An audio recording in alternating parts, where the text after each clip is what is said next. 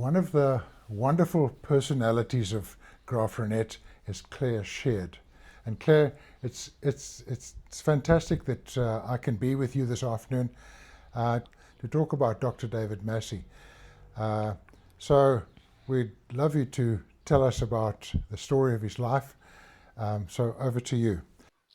Well, Graaff-Reinet had many very good doctors, Yeah. but I will speak about my grandfather. He came out from Ireland in 1900. He was asked by Dr. James Keegan, who was a sort of a cousin, to come and do a locum here. And after Keegan got back, he went to Mareisburg and he worked there for a little while. And Mareisburg is now Hofmeyr. Okay. And then he came back when Dr. Collins was selling his practice. And he took over Dr. Collins's practice. And he met the farmers. He loved the farms. He loved hunting. He loved shooting. And he became a very popular doctor. And it was during the World War still. Yeah. And the Coldstream Guards were stationed here in Graaff-Reinet. And my great-grandfather was asked to give a ball for the local inhabitants. And he said he would once there was no more war. So once peace was declared, his home was where the Absa Bank is now. Yes. And he put a big sail around the stoep and they had a ball. Wonderful. And Dr. Massey then met my grandmother, who was the daughter of my great grandfather was Mr. Carl Villa, who was a businessman here in Graaff-Reinet. And he gave the ball, and when Dr. Massey saw my grandmother, Nellie, he decided he wanted to have a dance with her, and her card was full. So he decided that that wouldn't be the end of it, so he kept going back and finding her. And eventually he proposed to her. They were on horseback, and he said he thought that when he proposed, if she said no, he would kick his horse into gallop and gallop away. But she fortunately said yes. And so they set up a house in Caledon Street, and they had 4 daughters. The eldest daughter, Dr. Patricia Massey, became a gynecologist obstetrician and did her doctoring down in Cape Town. Okay. And she was the first woman doctor from UCT. And then my mother, Moira, married Roland Kingwell, and they farmed at a farm called Westaway out in the Middleburg district. And my third daughter married Dr. Carl van Heerden, and the last daughter, Nora, married Bernie Pittman, who had been a teacher here in Graaff-Reinet. Okay. And the third daughter, her name was? Sheila. Sheila. But they always called her Lele. I think they couldn't say Sheila properly. Okay. And then he loved to go hunting down.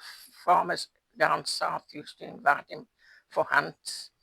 And one of the really bad things that happened was he was riding and the horse put its 2 feet into a antbear hole, tipped him forward into a dry river and knocked him unconscious. But fortunately, Harry Hobson, whose farm they were on, had noticed it, and he came and turned him over and took him back to the home. Sherlands was very much his home. Yeah. And they spent a lot of time at Sherlands. my mother always speaks about the lovely stoep all around Yes. our house. And Uncle Dougie Parks was his first baby that he delivered in Grafton, in Goodness. South Africa. And Uncle Dougie told me that his mother used to send once a year, she would write to Dr. Massey and say, "What do we owe you?" And he would every year say £5. And it was at the ostrich feather boom. And she said things were doing so well that it was no trouble to add an extra note onto the account when they paid it. He was very sorry for the people that didn't have enough. And very often when he sent medicine to some of his patients, he would wrap a 10 rand note, 10-pound note around the top of the bottle so that they could buy food for the children.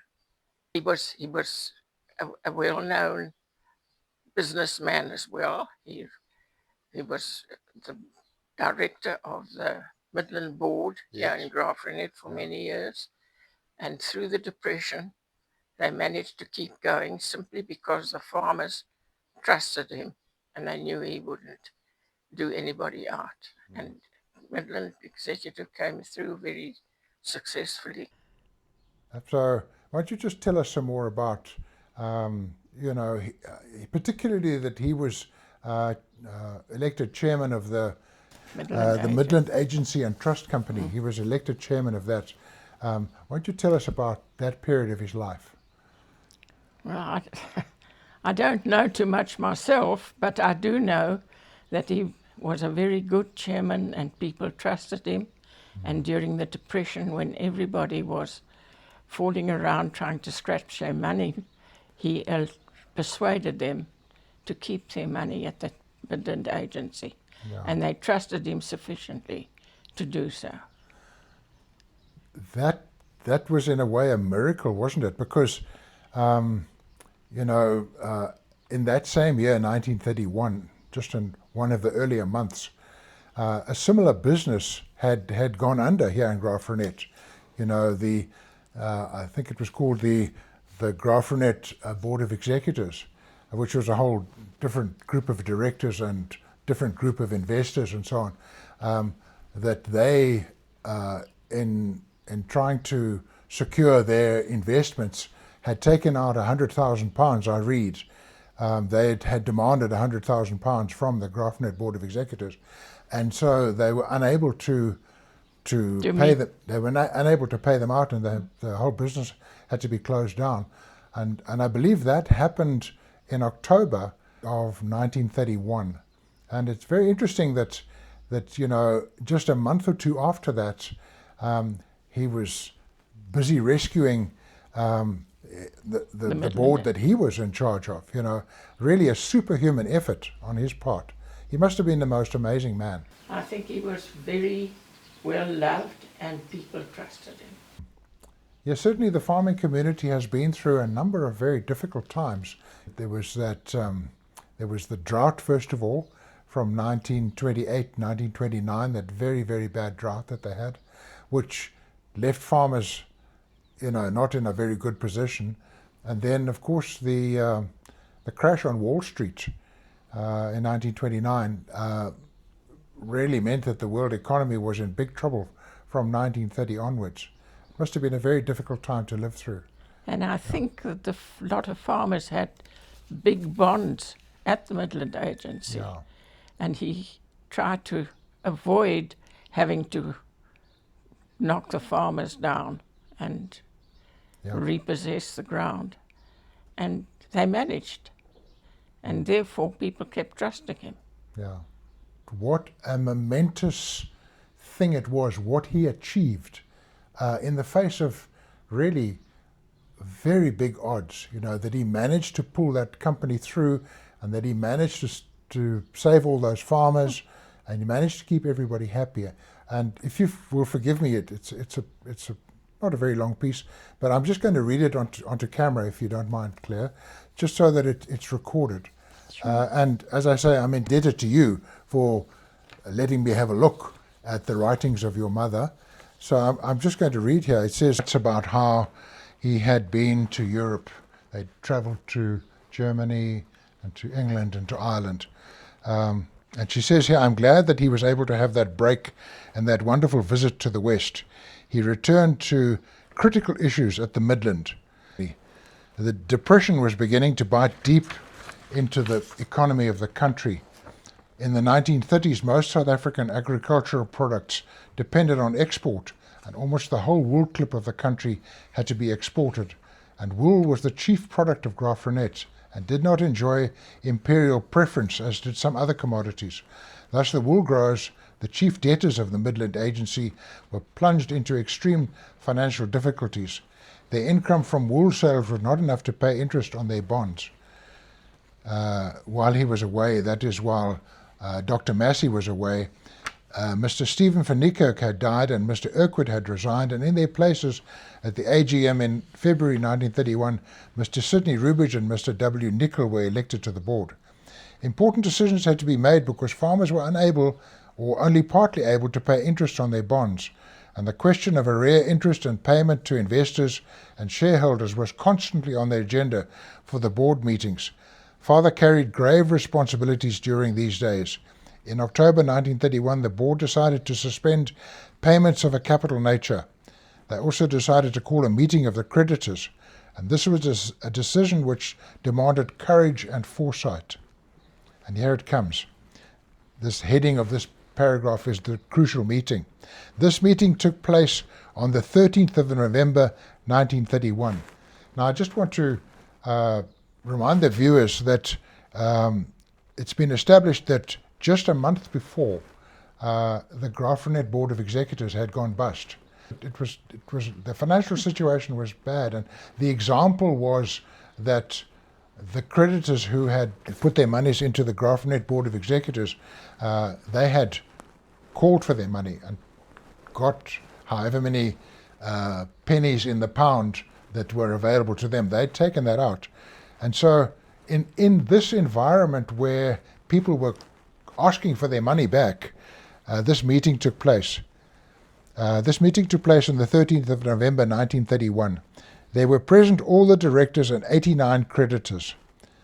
The published report reads, the chairman, Dr. D. Massey, presided and addressed the meeting as follows. Ladies and gentlemen, you are all naturally aware of the object of this meeting. When a debtor calls a meeting of his creditors, it is generally taken to mean that he is unable to pay his creditors. Well, I'm sorry to say that it is so in this case, but only temporarily while the country is suffering so acutely from this abnormal state of financial depression, and only in respect of payments of capital nature. Probably there are some of you who feel anxious and alarmed at this state of affairs. To such ones I wish to give emphatic assurance that the financial position of the company is sound and is substantially the same as it was when it published its balance sheet up to the 31st of December 1930. Its securities are lying intact in our strong room, and they will remain so for the greater security of our customers. Like most business concerns in this country, the Great Depression has affected us seriously. Our farmer mortgage debtors have not been able to pay their interest on bonds in the usual manner, chiefly owing to the following causes. Either they are unable to realize their produce, or the very low prices at which they are forced to sell. I'm pleased, however, to tell you that in spite of this, we shall be able to pay our customers their interest as it becomes due. Now, I think it's incredible that the Midland Agency was managed in such a way that they had enough of a cushion that they were still able to pay interest to their creditors. I wonder whether the Graaff-Reinet Board of Executors had the same foresight, or had run with that same factor of safety, So they were able to continue to pay interest. I mean, that's amazing. When you're not getting anything in, or hardly anything in from your farmers, still to pay interest to your creditors, that's quite something. I'll carry on. You will probably know that it has been and still is a huge outflow of money from South Africa as a result of the favorable rate of exchange overseas. You will have learned from the press that the figure stands roughly at £15 million. This has affected the banks to such an extent that they themselves are pushed for money, and consequently our bankers have not been able to afford us the customary facilities, even against first-class securities. Force of circumstances have therefore compelled us to suspend temporarily payments of capital nature. In the best interest of this company, and also in your own interest as a general body, we stop payment of capital nature on the 26th ultimo. The customers concerned are chiefly local depositors who, when they have been afforded the information which I am now giving you, express themselves content and willing to allow matters to remain as they are at present until times improve again. I wish to give you an instance of the confidence reposed in us by a local lady depositor. Her deposit fell due on the 2nd instant, and on that date she and her brother gave us a call. The brother is a director of another trust company in town. That would be the Grafrenet executive. With her brother's approval, this lady actually removed her deposit of £2,000 for another year at 5.5% interest.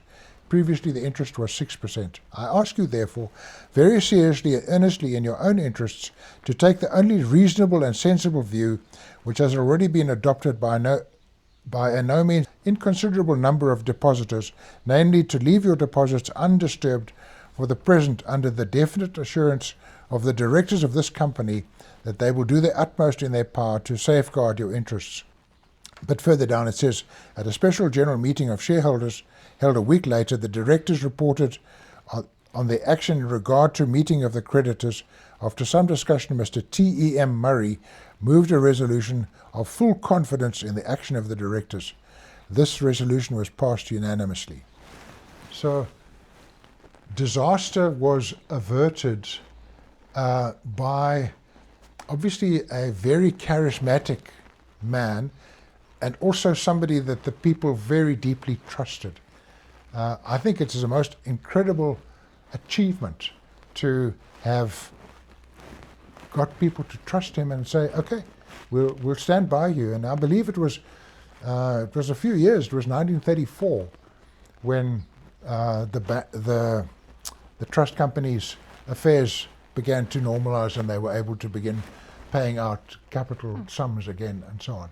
So really incredible thing that your grandfather did. I think it's amazing. They managed to keep going simply because the farmers trusted him and they knew he wouldn't do anybody out. And Midland Executive came through very successfully, and he was very often at the Grafrenet Club, where he was at 3 different times the president, and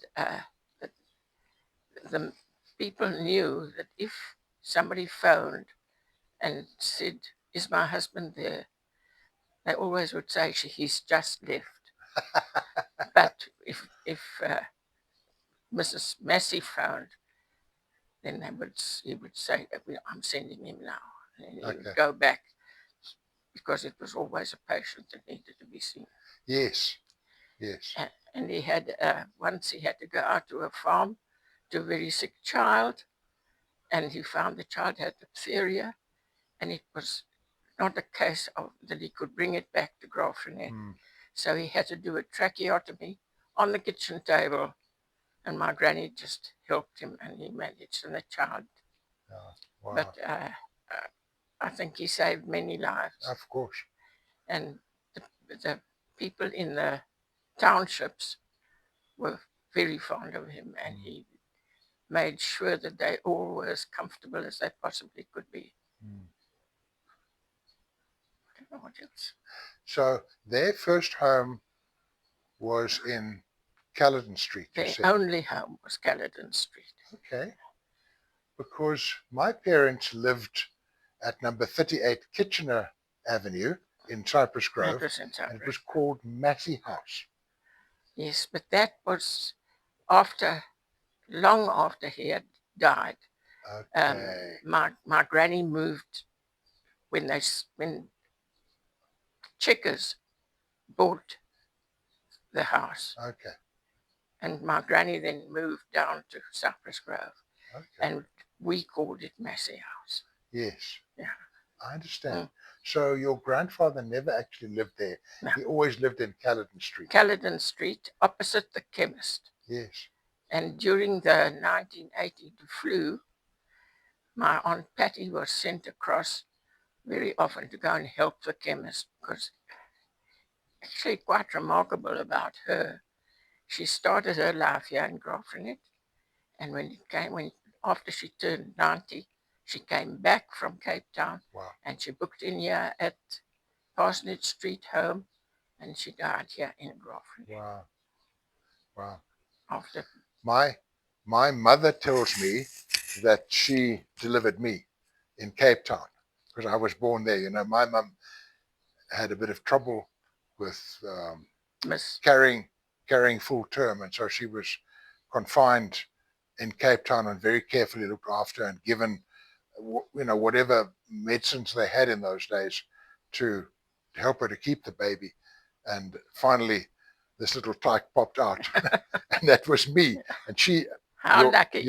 your aunt, apparently, that Massey delivered Yeah. me. So, yeah. So I have a very close affinity and connection with your family. Yeah, yeah. Uh, You mentioned that he was the railway doctor. that's right. He was the railway doctor. In those days, the train used to run up from Grafrenet to Rosmead. He used to once a week, I think, or perhaps it was only once a month. But they would get on the train here at 3:30 in the morning. Wow. And stop. It was sort of a train that stopped at every little siding and picked up milk cans and Yes. delivered post, and he got to know the gangers, and he delivered many babies, and he healed many sicknesses.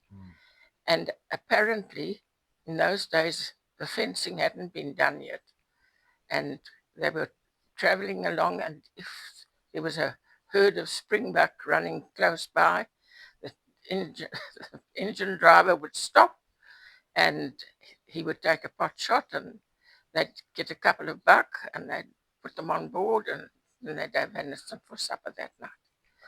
And when he got married and went on honeymoon, the local railway staff had become very fond of him.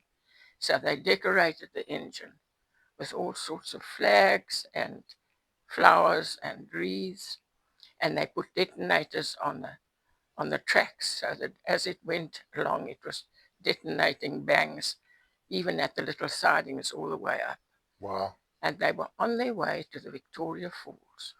All by train. All by train. And they had to go across the Zambezi River in a basket on pulley. Oh, so that was before the bridge. That was before the bridge. Before the bridge was built. Yeah. Interesting. So they caught another train when they got, got across onto the. So they had to go in a basket, you say? In a basket. Across. On a pulley. Goodness me. He died in 1934 at the age of 59. He had a duodenal ulcer, which had given him trouble all the years. Yeah. So, he lived a very full life. Yeah. And was very loved. Yeah. And at his funeral, there were more people than I'd ever seen at a funeral. And then let's get to your granny. So she lived for many years after that, if she died when she was 94. And you mentioned that they lived in Cypress Grove later. My granny went down to Cypress Grove. When Dr. Carl van Heerden sold the house, because he started to live in the house after my grandfather died. Yes. And he was a doctor here. And when he sold that house to Checkers, and he moved down to the Grove, then they sold my granny's house too, which is now where the parking lot for Herald's is. His house was the parking lot now. So Okay. we spent many So days there. first she lived in Caledon Street, then she lived there, Muller Street. Muller Street. I know where you're talking about. Um, and then to And then Cypress she Grove. moved down, but she was quite, Yeah, yeah. retired by then. Okay. So you mentioned that Dr. Carl van Heerden then moved into the house that your grandfather had lived in. So was the surgery or the waiting This, room this, was this part of the home, it was was it? part of the home. Okay, okay. And in the days that before they had many chemist shops, the doctors used to make the medicines themselves. So there was a little dispensary where they ground up whatever had to be done and made the medicine in in the same place. And my grandfather had a horse called Kitty, and he used to go on his trips around town with a little carriage that Kitty would draw Okay. all over town. And he also had a cow that they milked. Yes. And Gilbert Probert from Glenharry used to send a cow that had just come into milk, and they had it, and once it dried up, the cow would go back to Glenharry and another cow would come in. Wonderful. So they always had fresh milk. Okay. So there was quite a big garden, Big enough garden. lucerne for the cow and so on. They had a big garden and they had a lot of vegetables and Yes. fresh stuff that they could grow. And my granny was very industrious. Okay. And they made butter and all Yes. sorts of stuff. Claire, thank you so much for telling us the story of your grandfather, Dr. David Massey, and telling us all the details of his very eventful life and about the members of your family. Thank you very much indeed.